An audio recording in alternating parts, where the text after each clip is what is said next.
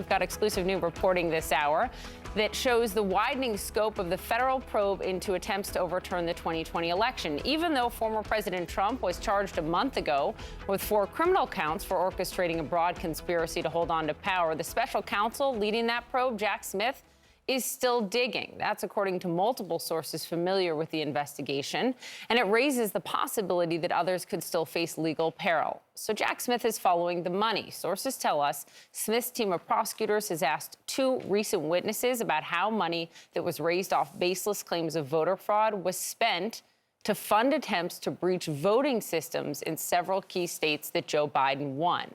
So we know prosecutors have focused their questions on the role specifically of former Trump lawyer Sidney Powell, who entered the public consciousness with unsubstantiated claims like this one.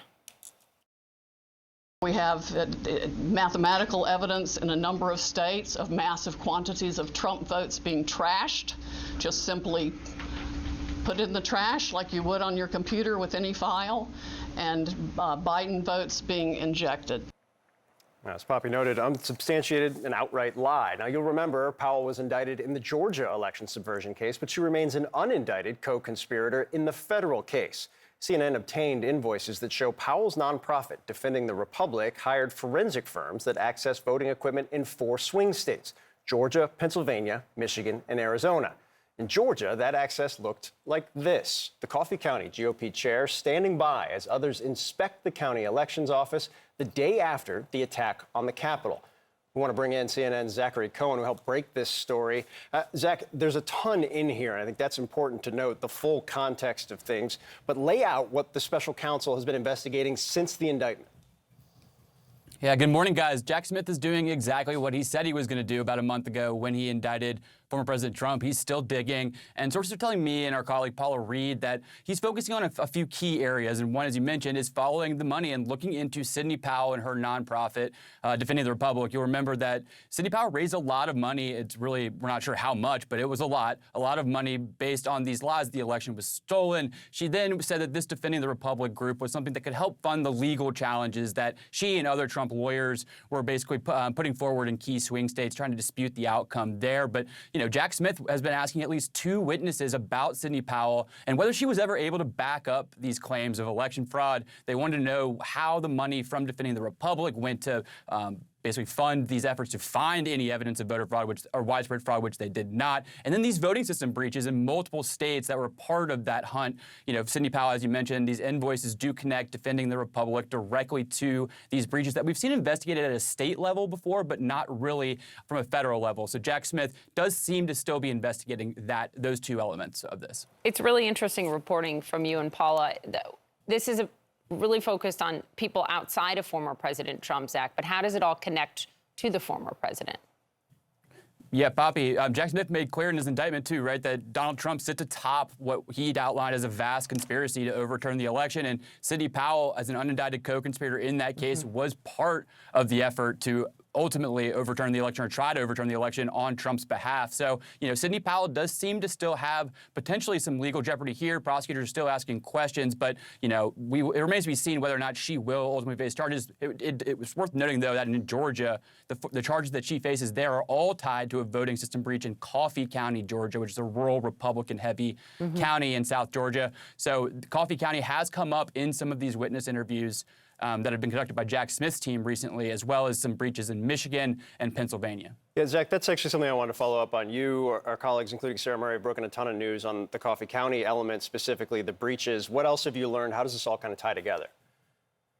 Yeah, we're like 3 years past January 6th. We're still learning about, how different people played significant roles in this effort to overturn the election. And, I learned just recently that another witness came forward in April, sat down with the special counsel's office and said, look, his former boss, a wealthy GOP donor in Pennsylvania by the name of Bill Bockenberg, helped fund a multi-state effort to gain access to voting systems, not only in Pennsylvania, but in Arizona, in Michigan, and in Georgia. So, people coming forward and really, Bockenberg was a fake elector, the top fake elector in Pennsylvania. So people have been coming forward and reporting things that they think the feds need to investigate. Jack Smith has been asking questions about the broader effort to gain access to voting systems and the funding behind it, but it remains to be seen how that might play into a federal investigation or potentially criminal charges down the line. Okay, Zachary Cohen, thanks again for the reporting.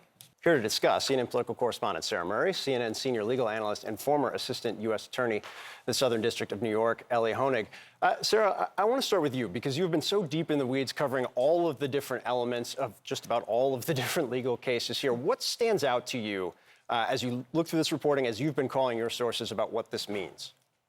Well, I think two things stand out. One, I mean, we knew that some of these voting breaches were being looked at on a local level. Obviously, we knew they were being looked at in Georgia, where a number of these folks faced charges for the Coffee County breach. But it's notable that the special counsel is looking into them. It's also notable that this investigation is continuing. When we saw this indictment against former President Donald Trump, we saw all of these unindicted co-conspirators along with him. And we've been wondering since then, are these people who are going to face charges at some point? And I think that this latest reporting from Zach Cohen and Paula Reed still holds out that possibility. It's very clear the special counsel's investigation is not over, is continuing, and that there could be others who are facing potential legal peril.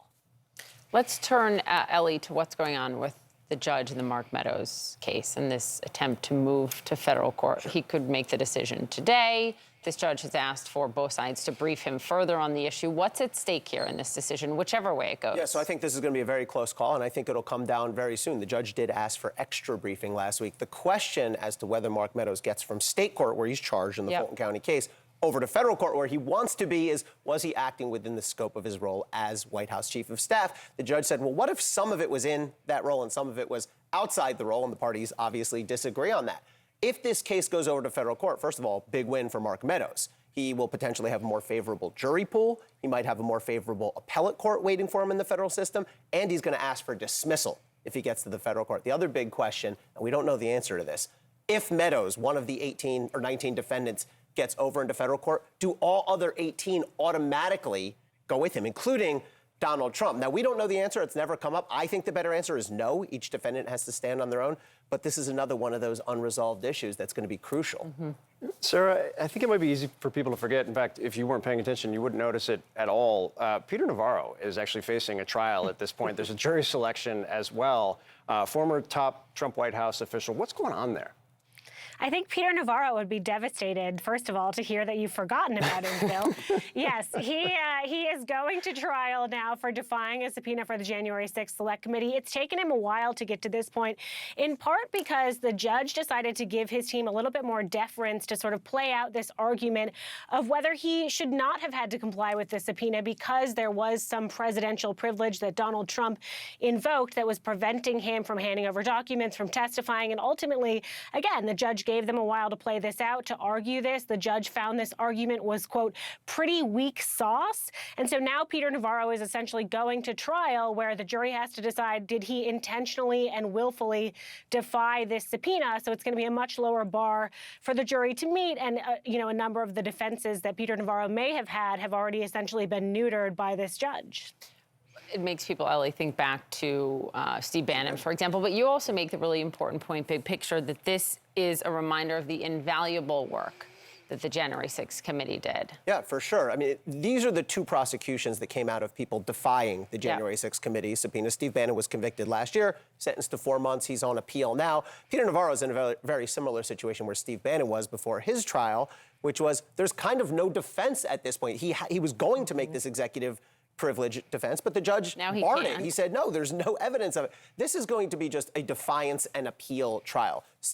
Peter Navarro is going to basically just hope somebody on the jury nullifies, meaning says, I don't care about the law and the facts, I'm letting him go. That happens sometimes, but he's really going to be playing for appeal here. And yeah, look, let's remember, DOJ was sort of stuck in its tracks here on this overall investigation until last summer, 2022, when the January 6th committee really brought this all to attention. And I think that changed the whole political tenor around this. That's a great point, Ellie. Thank you, Sarah. Great reporting. Thanks. Thanks.